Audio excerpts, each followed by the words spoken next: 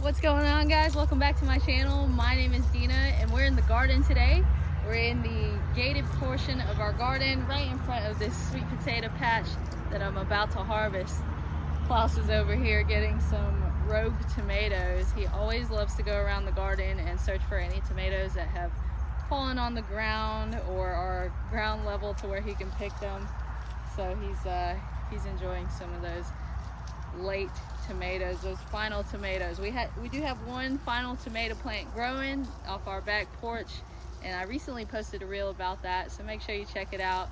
It's a beautiful Sweet 100 cherry tomato plant. But back to sweet potatoes, which may be my favorite food. That's why I'm very thrilled to be with you here today, about to harvest these babies. And if you'd like to learn how to grow sweet potatoes, I will link my how to grow sweet potatoes video below in the description. And if you stick around to the end, I'll give you an extra tip of something that I learned this year about growing sweet potatoes.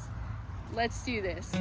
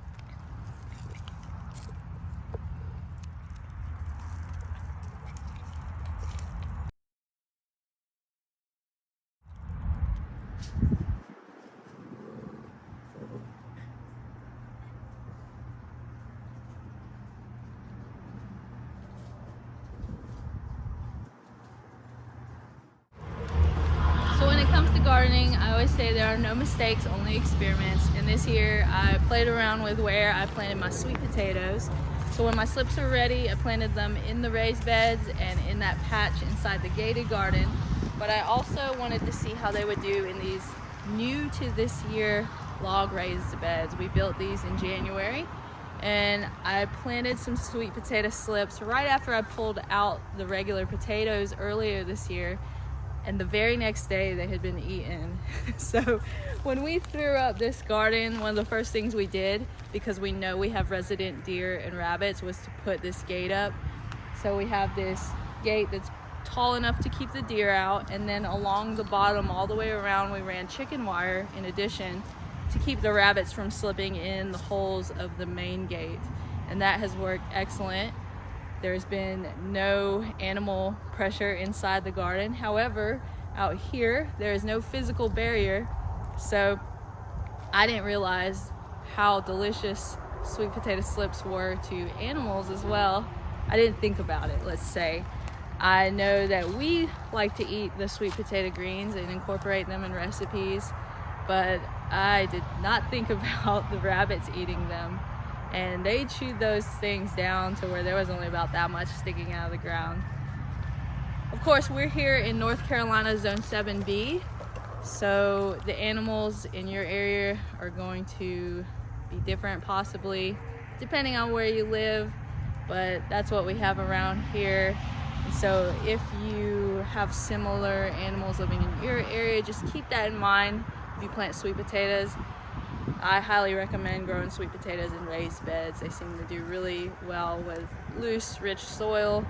Or if you do like I did in my patch inside the garden, what I did was I laid down about a foot of compost so that it was nice and loose, and then planted the slips in that. I hope that helps out.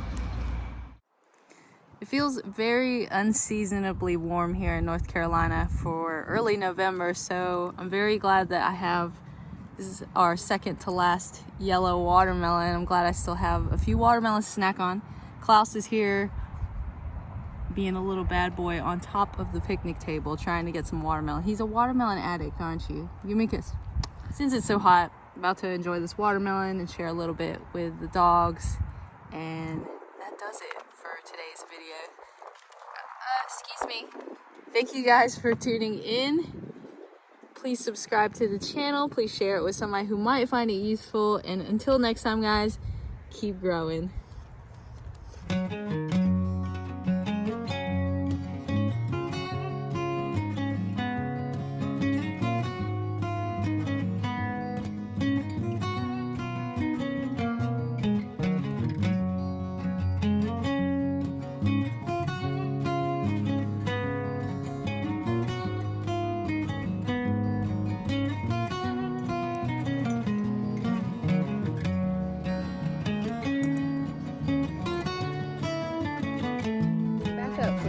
Back up, back up.